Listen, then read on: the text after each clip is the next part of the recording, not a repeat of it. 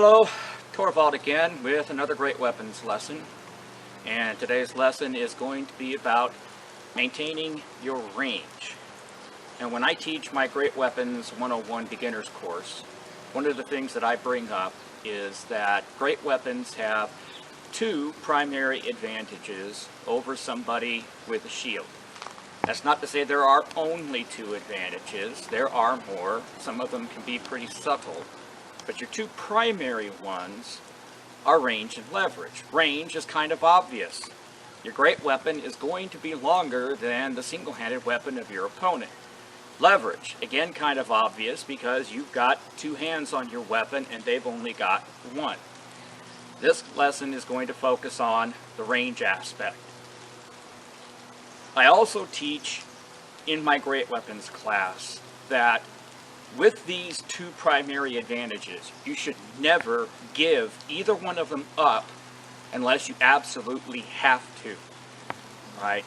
And what I mean by that, though, is not that you shouldn't ever give them up. It's just if you do, make certain that it is something you are doing consciously to give yourself some other kind of advantage. Do not let your opponent dictate the fight to the point where they take away one of those two advantages from you. If they're going to do that, make them earn it. And so my rule number one with great weapon when it comes to the range advantages, never surrender your point. And I say that because all of my great weapons have thrusting tips. I do not have a single great weapon that does not. If you've got a great weapon that does not have a thrusting tip, fine, change the word point to range, but it's basically the same thing. Do not surrender it.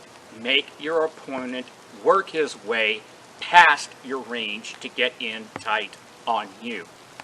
Now I'm going to be a little handicapped in how much I can show you in this particular lesson because I don't have another person here with a shield that I can demonstrate on, and I've also got a limited amount of area that I can maneuver in, so I can't really show you some of my favorite techniques that involve movement to maintain your range.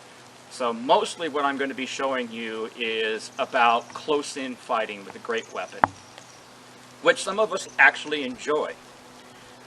I somewhat enjoy it and being more mobilely challenged than I used to be in the past. My hips and knees don't work the way they used to. I've had to learn to be pretty good at this. So one of the first things I want you to imagine is dividing your opponent into quarters by going straight up and down and across. So you've got your vertical axis and you've got your horizontal axis. And for the purposes of some of these attacks, what I am going to suggest to you is that you aim for the extremes of those lines. You want to hit above their center of gravity. Do not aim for the middle. Do not aim for dead center unless you've got a wide open shot, which with a shieldman is not very often, right? Hitting dead center lets them use their entire mass as well as their balance point from their center of gravity to resist anything you're going to do. So I want your attacks to come at the upper point of the vertical axis and at the ends of the horizontal axis. And yes, I'm getting a little rained on here. Okay, so to start with, it's pretty obvious that one of the first things that you can do when somebody tries to close with you is thrust. Now, if you're using a weapon such as my cutting spear, which most people will use as a primary thrusting weapon and secondary cutting weapon, you're going to use your point a little more often. So when they try to close on you, there's a couple of different things you can do. One of the first things is, yes, you can go straight for the face. That's what my red mark is here. That's eyebrow, nose, eye height. But that's actually one of the easiest places for your opponent to block. And what's the first thing that we teach a shield man about closing on somebody with a great weapon? We teach them that if they do this, you bring your shield up in a push-out block so that they knock your weapon aside, and then you run up the shaft and get on top of them, right? So Yes, if you've got it and you think you can nail that spot right there, then go for it. But I would suggest actually aim a little higher. Aim for the forehead. Yes, I know that's not a kill shot, okay? This is one of those few times that I will endorse making an attack that you can't get an immediate kill from, even if your opponent refuses to block it. But the point being, you hit them high on that vertical axis, and look what I'm doing to my pel here. I'm knocking it back, and you're going to do the same exact thing to your opponent. Hit them high, hit them in the forehead with a nice shove. Boom! You stand them up, and even if they've still got some forward momentum, they are completely off balance now. Okay? If they are using a shield that has corners on top, a heater, a kite, anything that's got corners up there, I am going to suggest that you don't aim necessarily for up here, but what you aim for instead is the top right corner of their shield. All right? That's to your left. Hit that corner hard. Right? What you're going to do is you're going to end up knocking that shield right back into their weapon shoulder, and you're going to not only disrupt their forward momentum to attack you, but you're also going to interfere with whatever type of attack they were making on you. Now it's also tougher for them to slap your weapon over to run up the haft on you. If you hit them here, you're not only hitting at the upper top of the vertical axis, you're hitting off of that horizontal axis, right? So you're going to hit them here in the corner of that shield, you're going to shove it back into their right shoulder, and you're going to knock them off balance this way, and you're going to knock them off balance this way. So you can possibly even get a spin off of them if you hit that corner just right. Now if they're using a shield that doesn't have corners, like me, I use a teardrop, okay, a teardrop kite.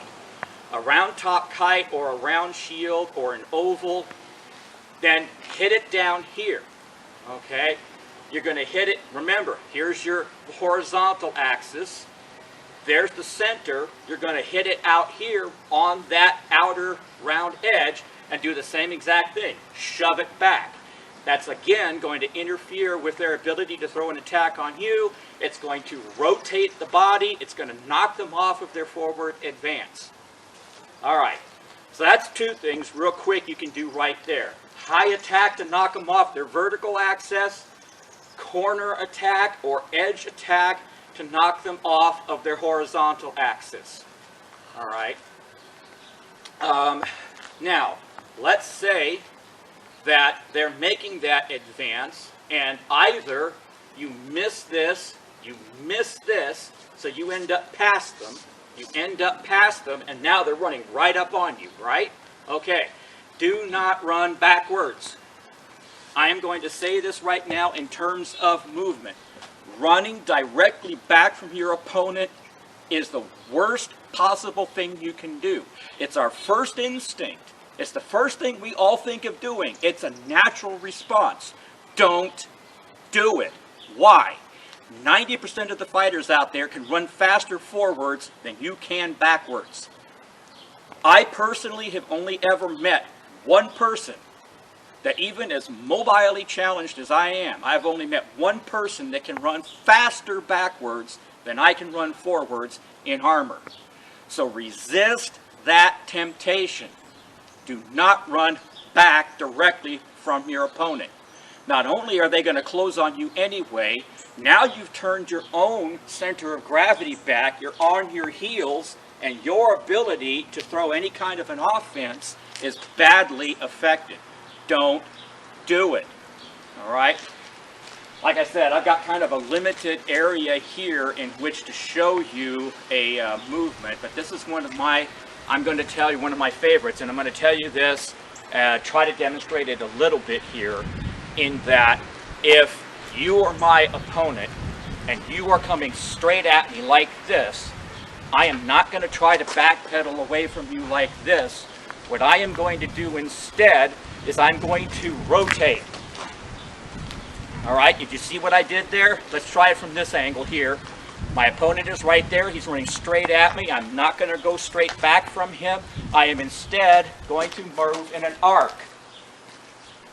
By moving in an arc, you take the direct forward momentum away from your opponent. So move in that arc, make them follow you in an arc, and it will be much harder for them to close on you rapidly. All right, so resist that instinct to run directly back from your opponent. All right, so again, let's look at it here. You've missed this, you've missed that. They're coming right up the haft on you. Now, here is one of my favorite things to do in this situation. I've lost my range advantage. They're coming right up the haft on me, okay? So, I'm going to bring my weapon into mainly a blocking position to take care of anything that they're coming through with their attack.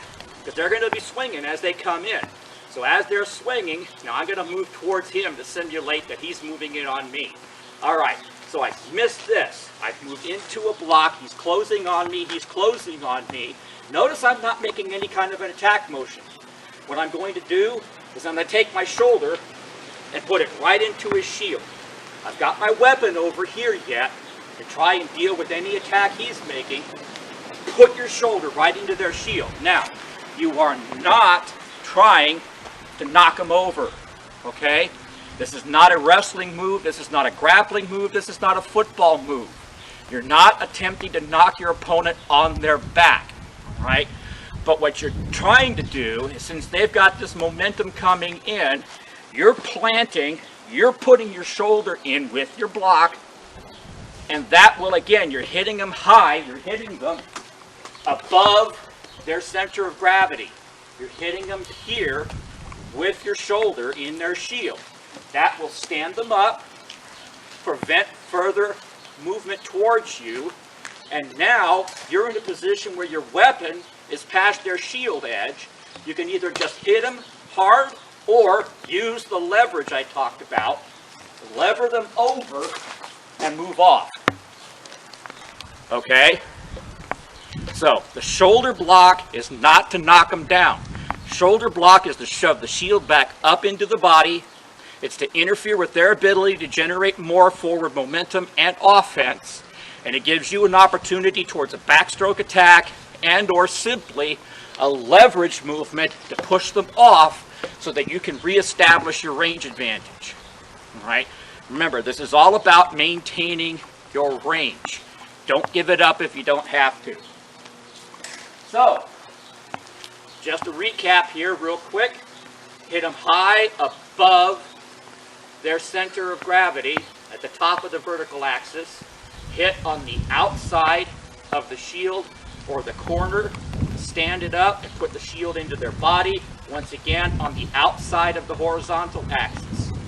You'll notice I didn't do anything to this side, all right? I'm assuming my opponent is right-handed for the purposes of this video, and hitting it here isn't going to do anything for me. This is going to leave me exposed. This is going to leave me vulnerable. I have now put my offense already to his shield side, and now all he's got to do is shove it away and get right on top of me. Obviously, if he's left-handed, then it makes much more sense to come to this side for the same attacks I just mentioned. So, hit him high, get him off balance, just like that. Hit the corner, shove it back into their shoulder. Get the edge, shove it back, spin them, and do not run straight back. So that's the ones that I have for you right now. At a further time, when I've got some area and I've got someone here that I can work with, I'll demonstrate more techniques. But I hope that gives you a few things to think about the next time somebody wants to take away your range advantage.